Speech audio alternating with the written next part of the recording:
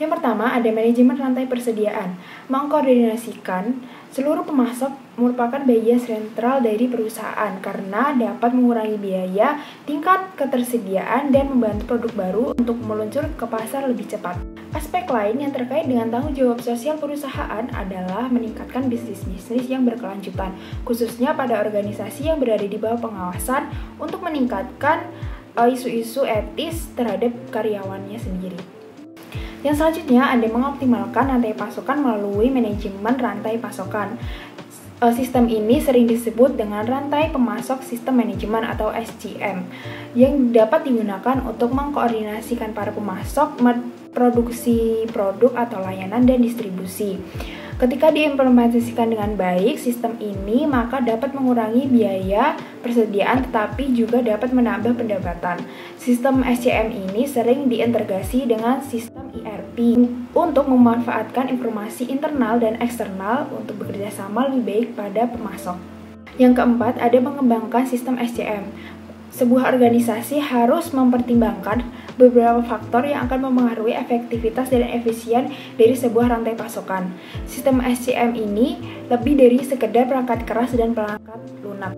Perusahaan dapat secara dinamis menyesuaikan jadwal, menetapkan biaya mentah yang tidak penting untuk meminimalisirkan biaya yang tidak penting, tetapi tetap menyesuaikan sesuai target yang telah dijadwalkan pada produksi. Sistem SCM ini terdiri dari modul atau aplikasi. Yang selanjutnya ada 4 proses utama yang didukung oleh modul perencanaan rantai pasokan. Yang pertama ada perencanaan dan peramalan permintaan. Modul SCM memeriksa riwayat data untuk memperkirakan perkiraan yang lebih akurat. Yang kedua ada perencanaan distribusi. Perencanaan distribusi ini berfokus pada pelayanan produk atau jasa kepada konsumen, serta pembuatan pengiriman, pembuatan faktur, dan pembayaran. Yang ketiga ada penjadwalan produksi. Produksi ini juga melibatkan pengujian, pengemasan, dan persiapan pengiriman. Penjadwalan produksi ini mengarah pada rencana produksi. Yang keempat, ada perencanaan persediaan dan stok pengaman. Perencanaan persediaan dan stok pengaman mengarah pada perkiraan permintaan. Setelah tingkat persediaan diperkirakan, pemasok dipilih secara kontrak untuk menyetujui persyaratan pengiriman dan penetapan harga yang telah ditetapkan sebelumnya. Apa itu rantai pasokan?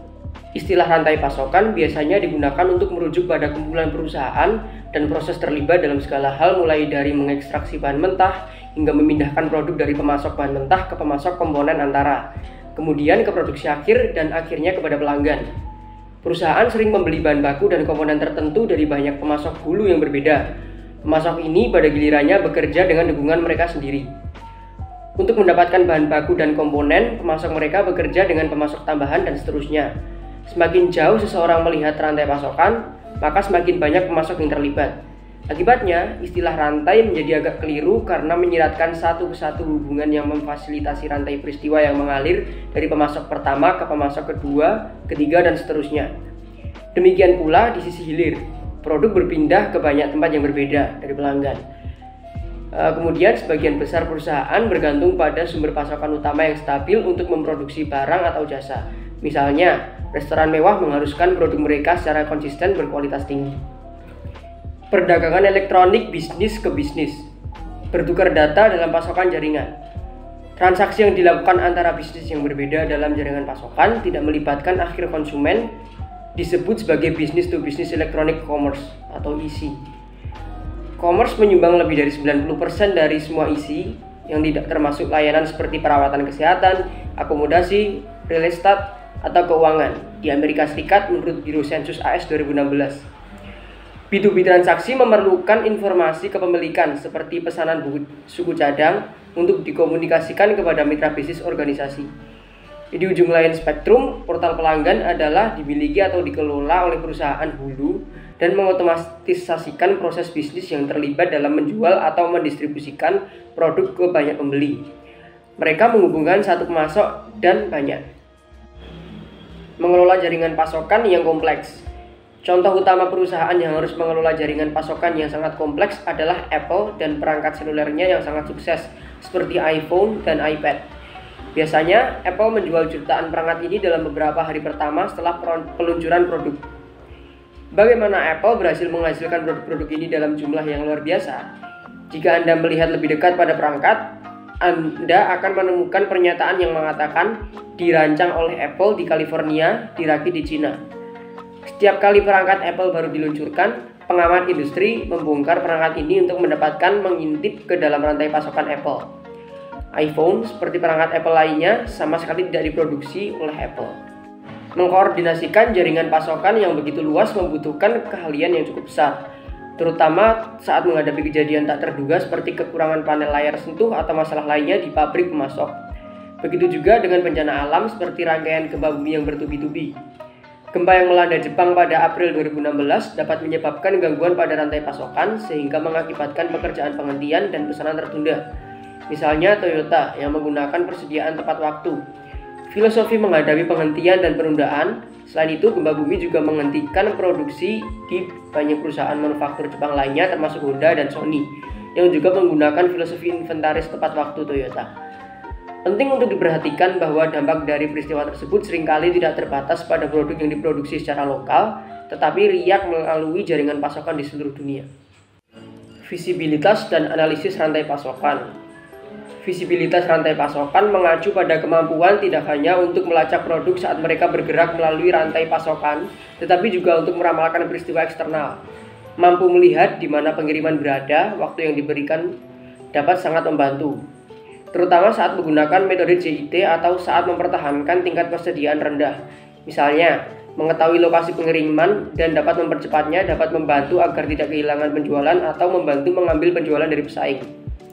Analisis rantai pasokan mengacu pada penggunaan indikator kinerja utama untuk memantau kinerja seluruh rantai pasokan, termasuk pengadaan, perencanaan, produksi, dan distribusi. Misalnya, manajer pembelian dapat mengidentifikasi pemasok yang sering tidak dapat untuk memenuhi tanggal pengiriman yang dijanjikan. Dengan meningkatnya ketersediaan data dari berbagai sumber, mulai dari sensor IoT yang digunakan dalam logistik, hingga industri sensor Internet of Things atau IoT yang digunakan dalam manufaktur, hingga laporan berita tentang peristiwa global. Analisis Big Data memainkan peran yang semakin penting dalam mengoptimalkan rantai pasokan. Manfaat sistem CRM. 1. Pelayanan individual. Pelajari bagaimana setiap pelanggan mendefinisikan kualitas produk dan layanan sehingga bahwa produk, harga, dan layanan yang disesuaikan dapat dirancang atau dikembangkan secara kolaboratif. 2. Informasi yang ditingkatkan mengintegrasikan semua informasi untuk semua titik kontak dengan pelanggan, pemasaran, penjualan, dan layanan sehingga semua yang berinteraksi dengan pelanggan memiliki pandangan yang sama dan memahami masalah saat ini. 3. Masalah yang ditingkatkan identifikasi, resolusi, peningkatan pencatatan, dan metode yang efisien untuk menangkap pelanggan keluhan, membantu mengidentifikasi dan memecahkan masalah yang lebih cepat. Mengembangkan strategi CRM. Perusahaan harus menyadari bahwa strategi CRM yang sukses harus mencakup perubahan di seluruh perusahaan, termasuk perubahan pada kebijakan dan proses bisnis. Kebijakan dan prosedur organisasi perlu mencerminkan budaya yang berfokus pada pelanggan, layanan pelanggan, metrik utama untuk mengelola kebutuhan bisnis untuk mencerminkan ukuran yang berfokus pada pelanggan untuk kualitas dan kepuasan, serta perubahan proses untuk meningkatkan pengalaman pelanggan. Pelatihan karyawan. Karyawan dari semua area pemasaran, penjualan, dan dukungan harus memiliki fokus yang konsisten, yang menghargai layanan dan kepuasan pelanggan. Arsitektur sistem CRM. Sistem CRM yang komprehensif terdiri dari 3 komponen utama.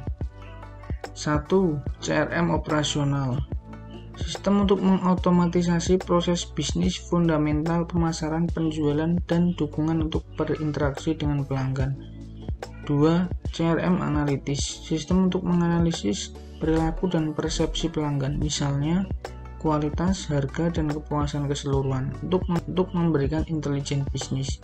3. CRM kolaboratif. Sistem untuk menyediakan komunikasi yang efektif dan efisien dengan pelanggan dari seluruh organisasi. Manfaat mengelola rantai pasokan secara efektif. 1. Produksi tepat waktu. Salah satu kemajuan paling signifikan dalam manufaktur telah menggunakan pendekatan tepat waktu atau JIT. 2. Inventaris yang dikelola vendor. Inventaris yang dikelola vendor atau VMI adalah sebuah pendekatan untuk manajemen persediaan di mana pemasok ke produsen atau pengecer mengelola persediaan produsen atau pengecer berdasarkan tingkat layanan yang dinegosiasikan. 3. Mengurangi efek bullwhip. Kesalahan peramalan kecil di akhir rantai pasokan dapat menyebabkan kesalahan peramalan besar-besaran lebih jauh ke atas rantai pasokan.